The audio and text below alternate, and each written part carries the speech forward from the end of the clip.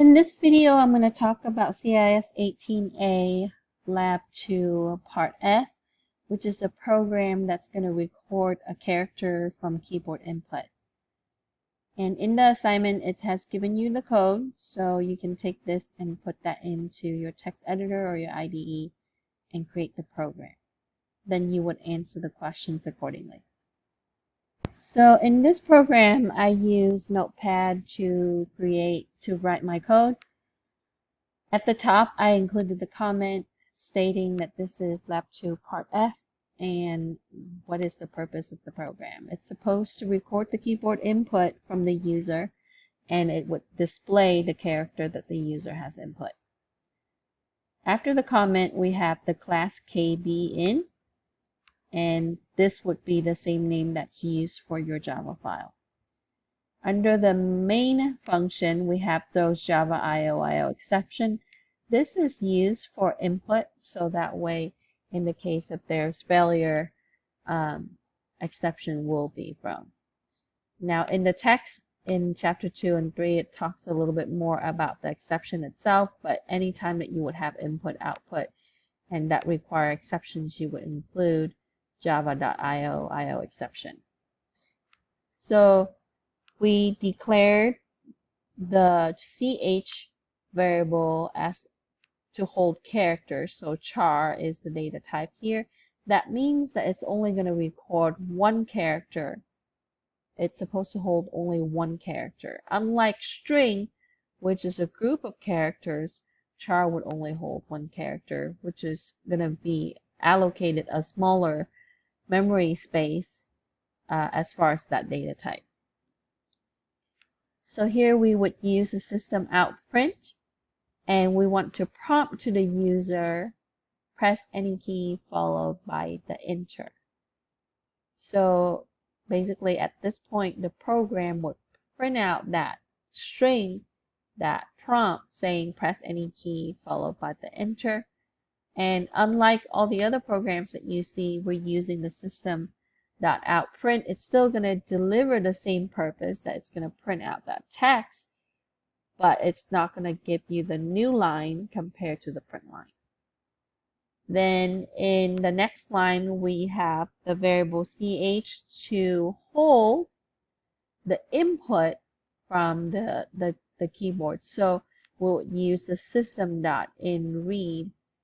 Now, this pertains to the input that will be a character, which is the data type. So in this case, we want to state the type here, and it's going to read the input from the keyboard, and it's going to store it into ch variable.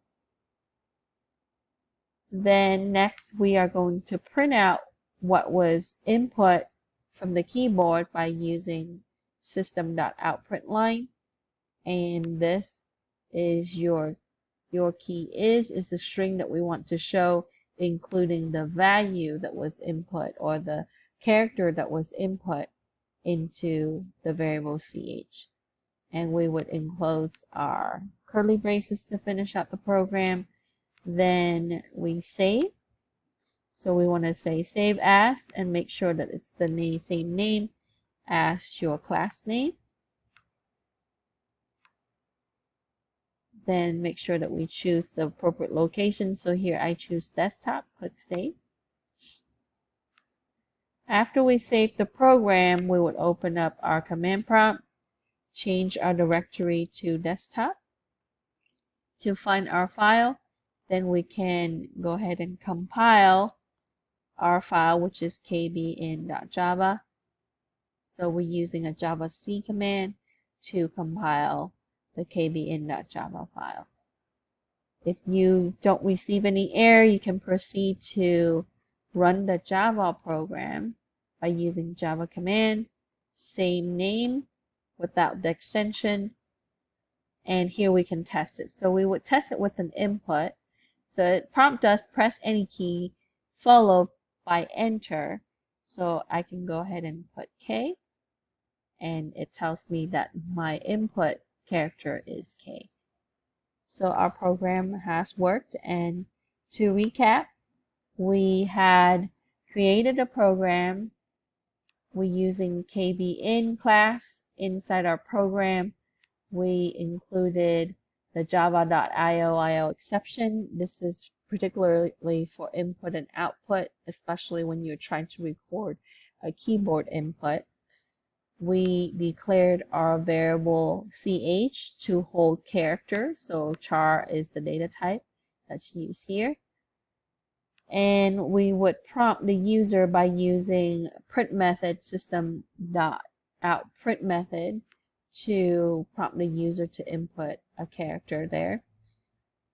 Then we would take that input, how we would take that input and store it into ch is that we would assign ch to store char data type and whatever that was input to read that input and store it in ch.